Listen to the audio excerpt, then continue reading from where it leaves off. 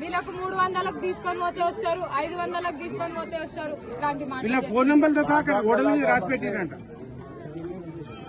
అసలు చెప్పుకోలేని పరిస్థితి వాళ్ళది. అన్ని రాసి పెడుతున్నారు.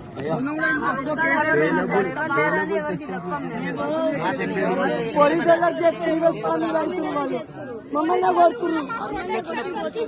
సపోర్ట్ లేదు కదా అవతల, అందుకోసం వంట చేస్తున్నారు. ఇప్పుడు మేము పోయి 3 గంటల నుంచి ఆడ కూర్చున్నాం. ఇప్పటిదాకా ఏం యాక్షన్ ఎవరైనా బట్టి 4 గంటలకు పోయినాం సార్. 4 గంటల నుంచి అన్నీ కూర్చున్నాం. అందరు వచ్చిర్రు సార్. ఇక్కడ ఉన్నారు, కూర్చున్నారు, నమాజ్ చదువుతున్నారు. వచ్చి యాక్షన్ తీసుకోండి అంటే ఎవరు పోతుంది, ఎవరేం మాట్లాడతారు. పోండి మీ ఇంటికి పోండి మేము చూసుకుంటాం, పోండి మీ ఇంటికి పోండి మేము చూసుకుంటాం. ఇట్లా అంటారు 2 రోజుల నుంచి. ఎవరేం చేస్తలేరు.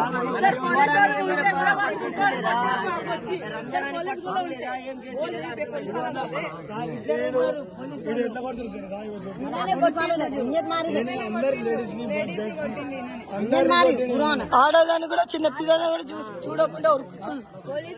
ఇక్కడనే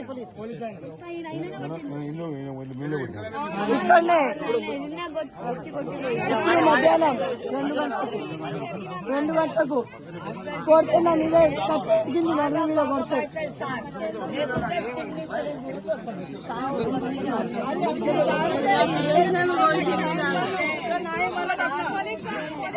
ప్రాణాలు పోయేదాకా యాక్షన్ తీసుకోవడం, ఏమన్నా చెప్పని పోతే యాక్షన్ తీసుకుంటాం.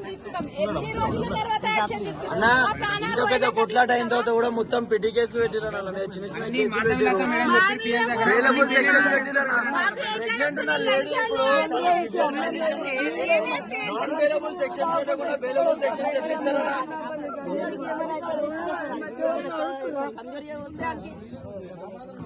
మొత్తం bailable section double bedroom opening కాకముందేమో ఆడ రాసిరు ఈ బస్తీ, ఇలాంటి బస్తీ 500లకు వస్తారు, 1000 రూపాయలకు వస్తారని చెప్పేసి ఏమో గొడవలు అయితే జరిపేసిరు. అది అయిపోయింది. అయిపోయినాక ఏమో ఇంతకుముందు 1 నెల కింద ఏమో ఈ పిల్లకి ఫోన్ చేసేమో వస్తావా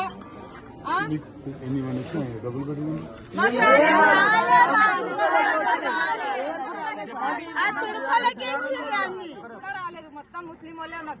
ఆ డబల్ బెడ్రూమ్లలో ముస్లిం వాళ్ళు